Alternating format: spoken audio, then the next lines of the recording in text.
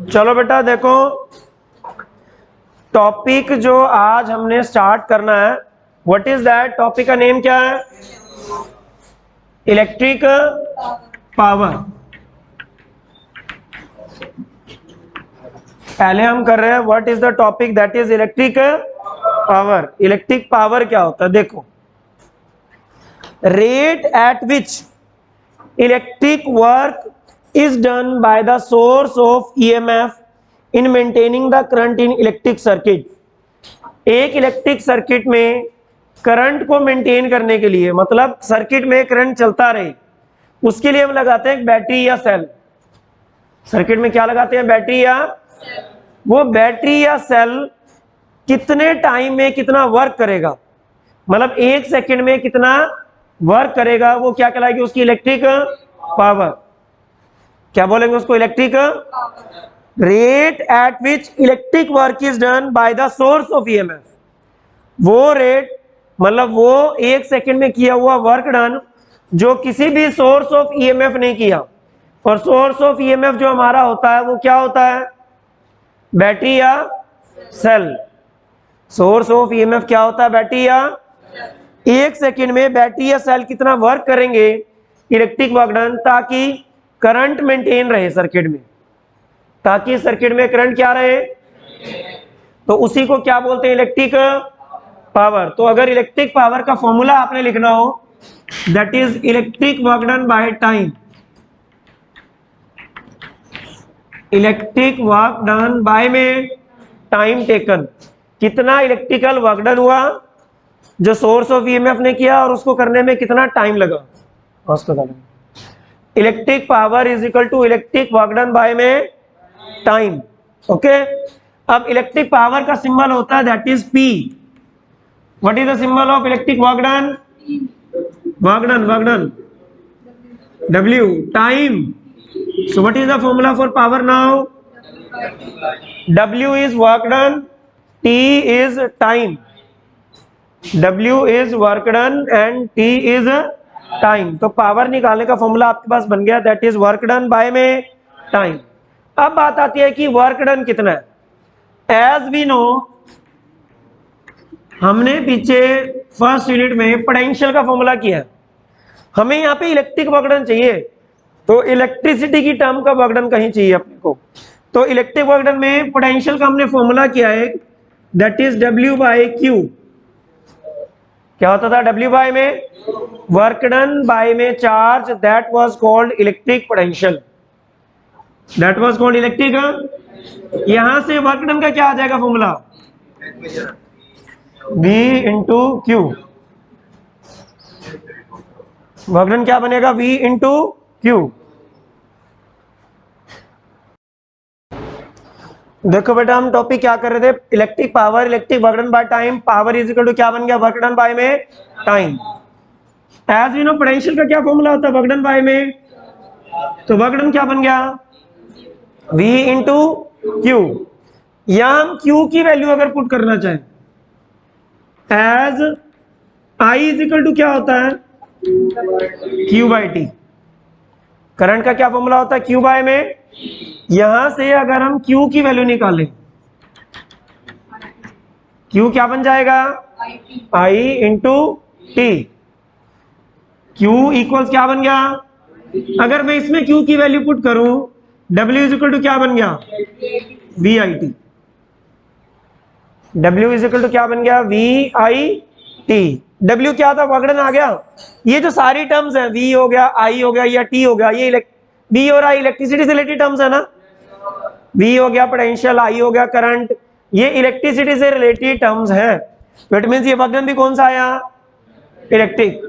यहां electric work done की value put कर दो, वर्क डन क्या आ गया? दैट इज VIT बाय में T। टाइम से ये टाइम क्या बन गया? तो पावर, इलेक्ट्रिक पावर का फॉर्मूला क्या बन गया? That is V into, what is V? Potential difference. Then what is I? Current. V is potential difference and I is current.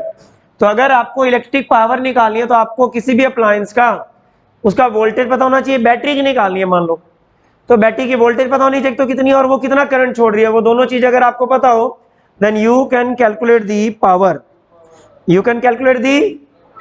और भी फॉर्मूला है,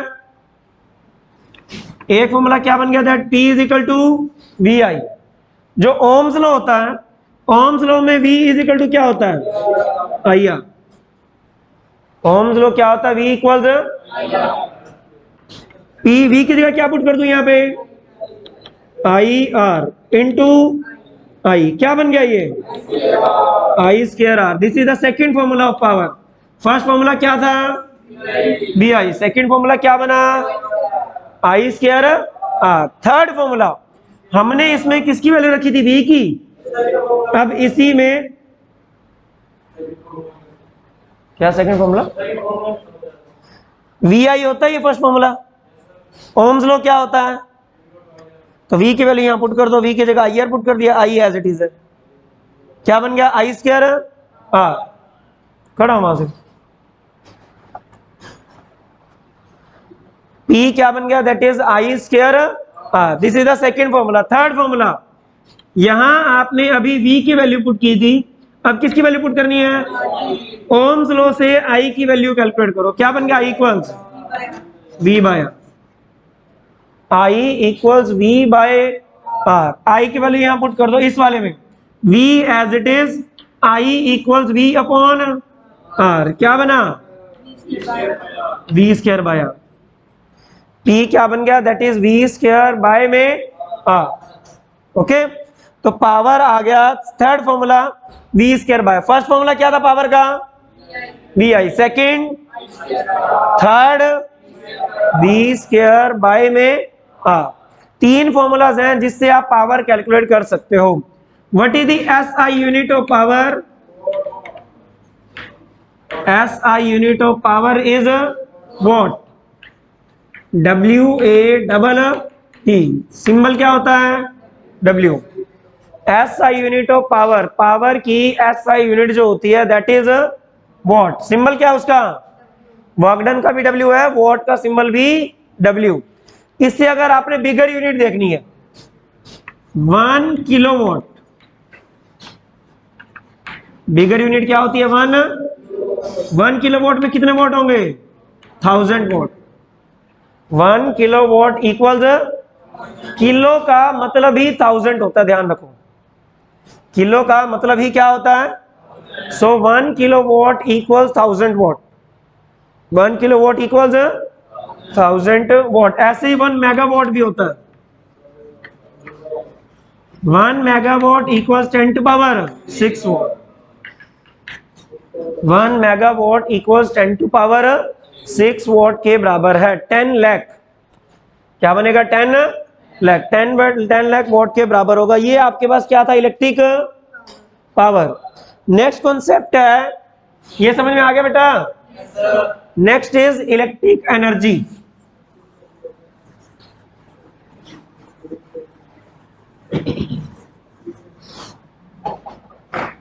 next concept is electric energy. What is electric energy, देखो अभी है, the total electric work done और energy supplied by the source of EMF in maintaining the current in electric circuit given time is called electric energy. कितना work done कोई भी source of EMF, जैसे आप battery लगाते हो किसी भी सर्किट में, वो बैटरी कितना टोटल वर्क डन कर रही है। यहां तो हमने क्या देखा था, वर्क डन बाय में टाइम, एक सेकंड में जितना वर्क डन हो वो पावर कहलाता है, एक सेकंड में जितना वर्क डन हो वो क्या कहलाता है, इलेक्ट्रिक। और टोटल सेकंड में, टोटल टाइम में जितना वर्क डन हो that is called electric energy. What is that called, electric. तो टॉपिक हमारा इलेक्ट्रिक एनर्जी है, ये क्या कहलाएगा, total work done bye source of EMF, total work done bye source of. तो मान लो 10 सेकंड के लिए आपने बैटरी यूज की, तो 10 सेकंड में टोटल जितना वर्क डन होगा वो तो इलेक्ट्रिक एनर्जी। 10 सेकंड में आपको पता चल गया, एक सेकंड में जितना वर्क डन होगा that is called electric power, that is called electric power, उसको इलेक्ट्रिक पावर कहेंगे। तो वर्क डन निकाल लो। पिछले टॉपिक में अभी हमने वर्क डन निकाला है। वर्क डन क्या आया था? VIT आया था भाई, में हमने टी कर दिया था इसलिए VI बन गया था। तो जो टोटल वर्क डन आ गया that is called electric energy. जो टोटल वर्क डन आ गया दैट इज कॉल्ड इलेक्ट्रिक। तो इलेक्ट्रिक एनर्जी का क्या फॉर्मूला आ गया? VIT। इलेक्ट्रिक एनर्जी का क्या फॉर्मूला बन गया? VIT। VI किसका फॉर्मूला है? VI किसका था ये? इक्वल, जिसको पावर लिख दो, पावर इनटू क्या आ गया? टाइम। तो इलेक्ट्रिक एनर्जी निकालने का क्या फॉर्मूला बन गया? That is power into time. Electrical energy equals power into time.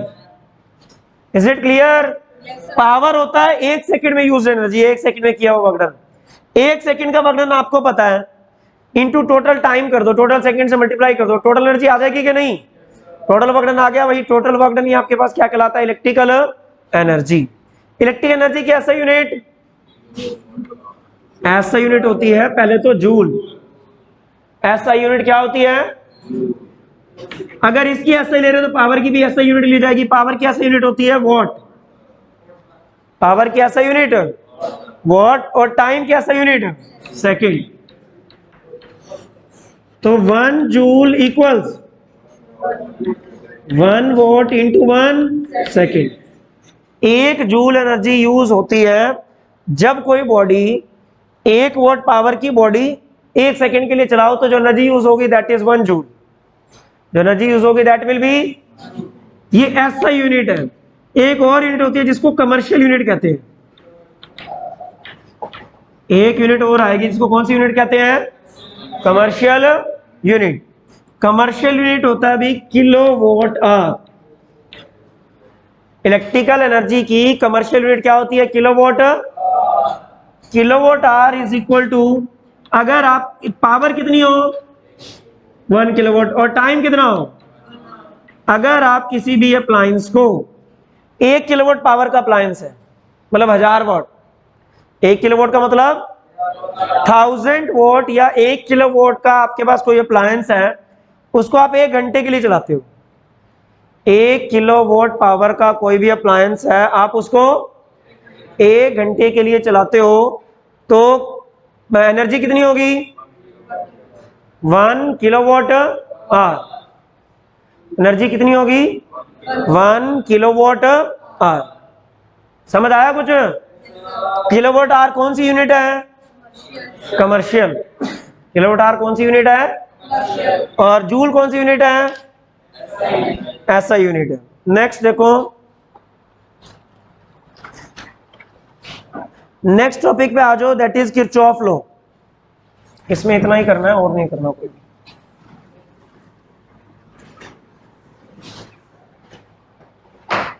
Next topic is Kirchhoff law.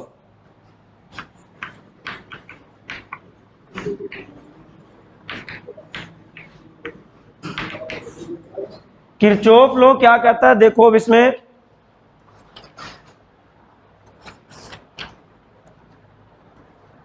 In simple electric circuit, जो इलेक्ट्रिक सर्किट सिंपल होते हैं, जैसे जिसमें अकेला रेजिस्टेंस लगा हुआ है, स्विच लगा हुआ है, बल्ब लगा हुआ है, resistance and potential difference are calculated using ohm's law.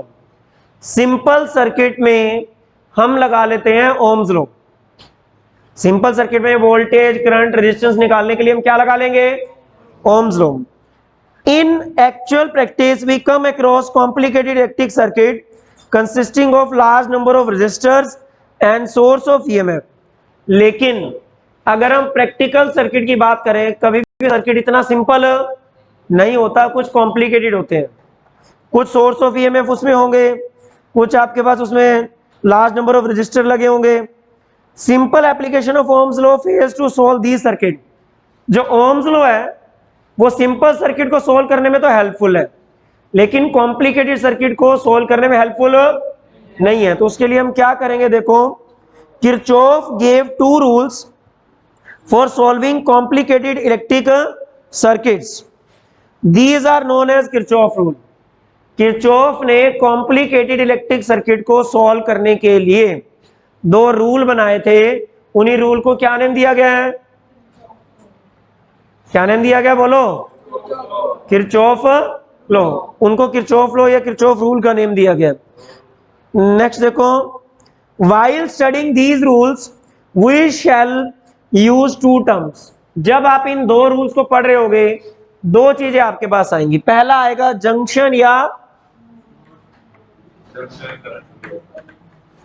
Rule, नहीं एक वर्ड मैं पूछ रहा हूं, पहले क्या लिखा हुआ है, जंक्शन या क्या बोल सकते हैं इसको, नोड।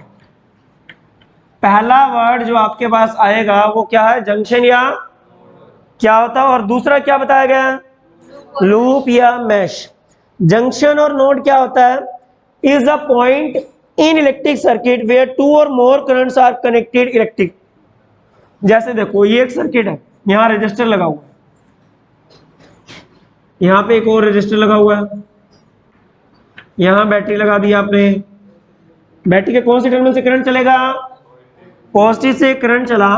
ये जो पॉइंट है यहां पे दो या दो से ज्यादा, इधर से करंट आ रहा है आई, कुछ करंट इधर जाएगा, मान लो I1, कुछ करंट इधर जाएगा I2, इधर I2 गया ना, तो एक ऐसा पॉइंट ये वाला जहां पे दो या दो से ज्यादा करंट मीट कर रहे हो, दो या दो से ज्यादा करंट क्या कर रहे हो, दैट इज कॉल्ड जंक्शन। तो इसको क्या बोलोगे, जंक्शन।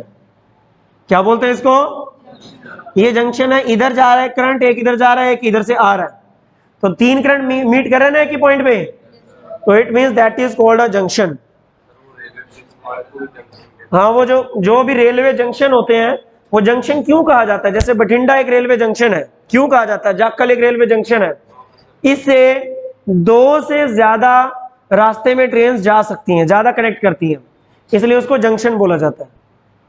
तो पहला रूल था इसमें, पहला जो वर्ड था जंक्शन या नोड, सर्किट का वो पॉइंट जिसमें दो या दो से ज्यादा करंट मीट करें, that point is called junction और नोड। नेक्स्ट, लूप और mesh, any close path in electric circuit, कोई भी क्लोज पाथ जिसमें करंट फ्लो करे। जैसे ये देखो, यहां से करंट चला, इधर गया, इसमें करंट आ जाएगा, यहां फ्लो करेगा करंट, इसमें करंट फ्लो कर रहा है, ये क्लोज पाथ है जिसमें करंट फ्लो कर रहा है। ये A B C D, A B C D, A क्या बन गया, ए बी सी डी ए जो है ये एक लूप है या मैश है। क्यों है, क्योंकि ये क्लोज सर्किट है और वो क्लोज सर्किट है जिसमें करंट फ्लो कर रहा है, that's why this is called a loop, this is called a. अब इन्हीं के बेस पे किरचॉफ ने दो रूल बनाए थे। पहला रूल का क्या नेम है, किरचॉफ्स फर्स्ट रूल,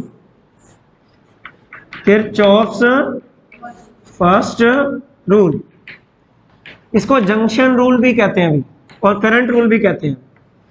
इसका नाम क्या है, और जंक्शन रूल या करंट रूल, ये तीनों एक ही लॉ के नेम है। किरचॉफ फर्स्ट रूल क्या कहता है इसमें, देखो, according to this rule the algebraic sum of various currents meeting at a junction in a close circuit is almost zero. एक पॉइंट पे जितने भी करंट मीट कर रहे हैं, एक पॉइंट पे जितने भी करंट क्या कर रहे होंगे, मीट, उन सभी का जो सम है वो क्या रहेगा, जीरो।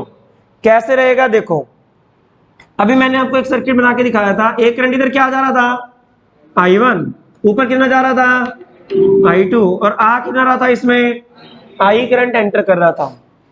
ये पॉइंट है, ये जंक्शन है, इस पॉइंट पे टोटल सम करंट का जीरो होगा। कैसे, इनवर्ड करंट, क्या बोलते हैं इसको, sum of inward current must be equal to sum of outward current, sum of inward current must be equal to sum of. Inward current positive होता है, outward current negative होता है। Inward current positive, outward current, तो मेरे को एक चीज बताओ, I1 और I2 में से पॉजिटिव कौन सा होगा, I1 और I2 में से पॉजिटिव, उस पॉइंट की तरफ, जिस पॉइंट पे हम डिस्कशन कर रहे हैं उसकी तरफ करंट कौन सा आ रहा है, I आ रहा है, तो सम ऑफ इनवर्ड करंट क्या बन गया, I। Sum of outward current अगर आप यही करंट इस तरफ लिखते हो तो नेगेटिव लिखना है। वैसे ही होता है, देखो invert current I, outward current I1 minus क्यों लिए? आउटवर्ड करंट नेगेटिव होते हैं, इनवर्ट करंट पॉजिटिव होते हैं, तो ये आउटवर्ड करंट है। हाँ जी, हाँ इधर लिख दो, सम कितना कर दो, या ये नेगेटिव वाले उधर ले जाओ, क्या बन जाएगा I इज इक्वल टू, यही बनेगा, ये क्या बन गया, sum of invert current is equal to sum of, तभी नेट जीरो आएगा ना, जितना इनवर्ट हो उतना ही क्या हो, outward, inward positive outward. It means अगर ये 7 एम्पियर का करंट है I, अगर करंट I जो है वो क्या है 7 एम्पियर, I1 बनेगा 3 एम्पियर, I2 बनेगा 4 एम्पियर। I1 कितना बनेगा 3 एम्पियर, I2 कितना बनेगा 4 एम्पियर। समझ आ गया?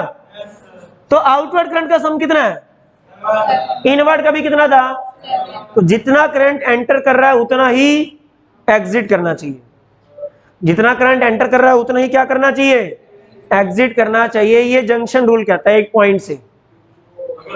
समझ आया कुछ, हो ही नहीं सकता ज्यादा, समझ आया कुछ के नहीं? अब इस रूल को और क्या बोलते हैं, करंट रूल, या एक फिगर आपको बना के दिखाया हुआ है, नेक्स्ट देखो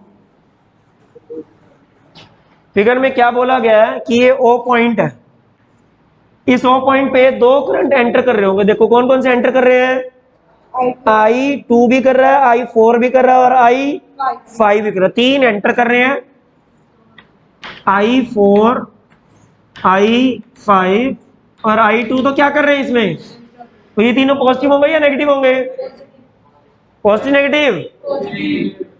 जो आउटवर्ड जा रहे हैं I1 आउटवर्ड है, I3 भी क्या है आउटवर्ड, I1 भी आउटवर्ड, I3 भी आउटवर्ड। इट मींस अब कौन सा सम किसके बराबर होगा बताओ, किसी का सम किसके बराबर होना चाहिए, इनवर्ड कौन कौन से हैं, I2 I4 I5, तो I2 प्लस I4 प्लस इसका सम किसके बराबर होना चाहिए, I1 plus sum of invert current must be equal to sum of net current, तभी जीरो होगा। अगर इनवर्ट वाले की बात कर ले, ये 2 एम्पियर था, ये 3 एम्पियर था और ये 7 एम्पियर है, टोटल कितना हुआ इनवर्ट, 7 और 3 10, 10 और 2 12, ये 12 हो गया। तो आउटवर्ड भी कितना होना चाहिए, ये मान लो 5 एम्पियर है तो ये कितना होगा, ये भी कितना होना चाहिए 12। Sum of invert current must be equal to sum of outward current होना चाहिए। This is called junction rule या करंट रूल या Kirchhoff's first rule. This rule supports the law of conservation of charge. इसका मतलब है जो charge रहता है वो कंजर्व रहता है, जितना चार्ज एंटर करेगा उतना चार्ज एग्जिट करेगा, जितना चार्ज एंटर करेगा उतना ही चार्ज क्या करेगा, एग्जिट करेगा। समझ आया कुछ, बोलो।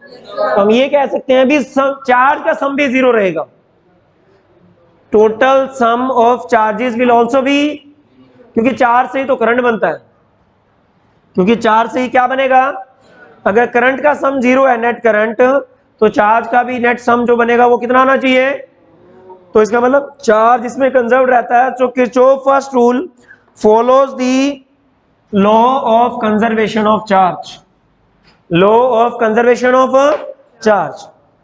Second rule Kirchhoff first rule, ये समझ लेना बेटा, थोड़ा सा ये कॉम्प्लिकेटेड है हल्का सा। किरचॉफ सेकंड रूल क्या रहा है, Kirchhoff second rule. Kirchhoff second rule अब क्या कहेगा, इसकी स्टेटमेंट देखो। अब अराउंड एनी क्लोज पाथ, सबसे पहले एक पाथ कैसा होना चाहिए, क्लोज्ड, क्लोज्ड होगा तभी ये रूल लग सकता है। A loop of a network, the algebraic sum of change in potential must be zero. Algebraic sum, sum किस चीज का, change in potential must be zero। मतलब देखो इधर सर्किट बना रहा हूं मैं, पहले ये सर्किट में क्या क्या आपको बताया गया, ये एक सेल, यहाँ एक रेजिस्टेंस, यहाँ क्या है, एक रेजिस्टेंस लगा हुआ है, और यहाँ नीचे एक सेल और है और उसके साथ में क्या लगा हुआ है, रेजिस्टेंस। इस सेल का ईएमएफ E1, इस सेल का ईएमएफ E2, ये रेजिस्टेंस R1, ये और ये क्या है, नेम दिए गए होंगे, ये A B C D E F, ये दिया हुआ है। सबसे पहली बात क्लोज पाथ होना चाहिए, ये ध्यान रख लेना।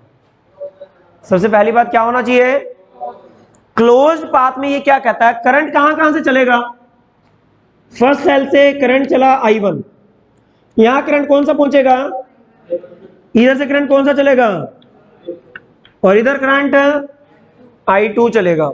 यहां जो करंट पहुंचेगा, यहां कौन कौन सा करंट पहुंच रहा है, बी पे I1, और किरचॉफ का फर्स्ट रूल लगाओ। किरचॉफ का फर्स्ट रूल क्या कहता है,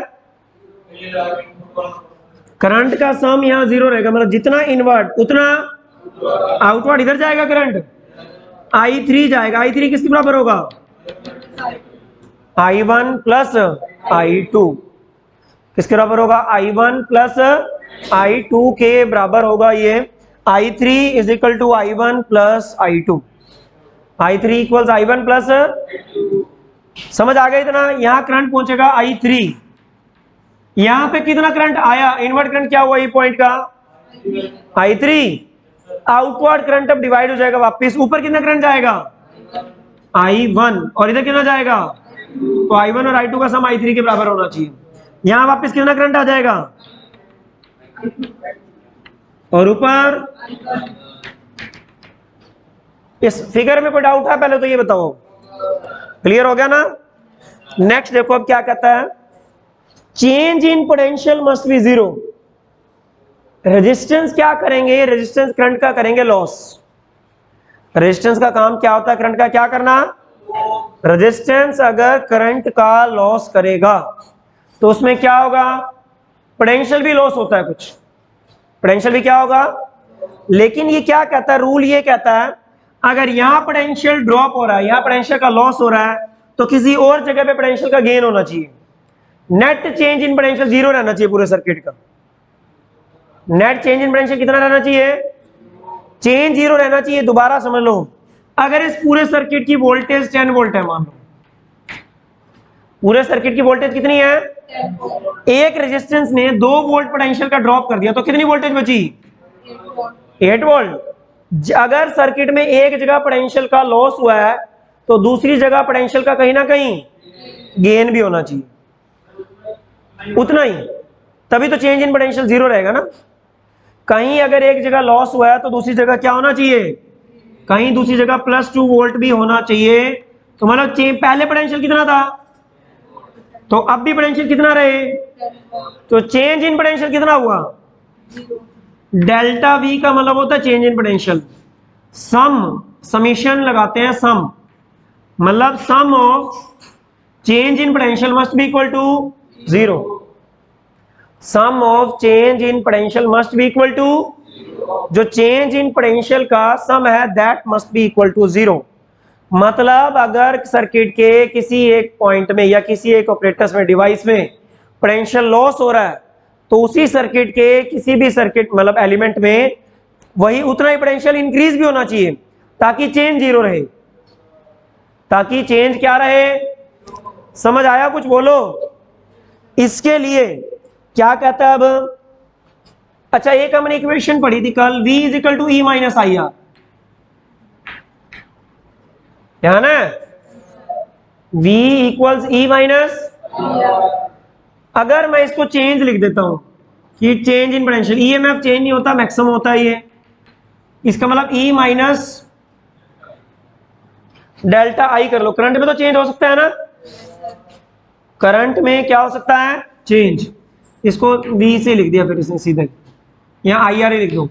अगर इसको चेंज इन पोटेंशियल लिखते हैं हम कि पोटेंशियल चेंज कितना होना चाहिए, 0।